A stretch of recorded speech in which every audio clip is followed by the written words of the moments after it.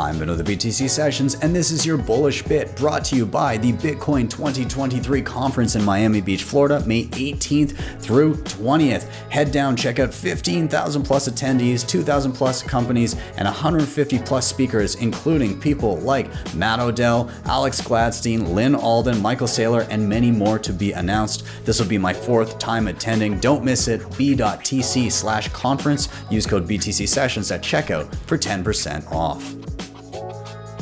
If you actually could trust that we're living in a system that's 10,000 times bigger, 4 orders of magnitude bigger than Bitcoin.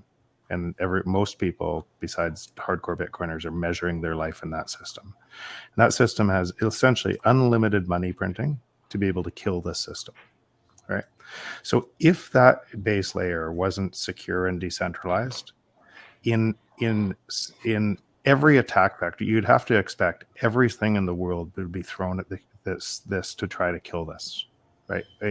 Because there's so much power in the control of money and state control of money.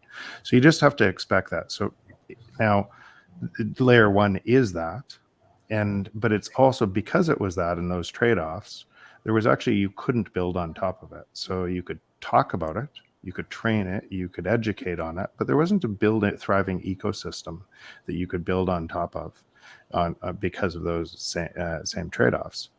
And so that obviously in an entrepreneurial world, in a free market, would create a whole bunch of other alternatives where people would build on and try to conflate the differences between those things. And I think that's still happening today. So the layer one, which is the pristine bearer asset, and we're very early in layer 2 and layer 3 with Lightning and Fediment and a bunch of other layers.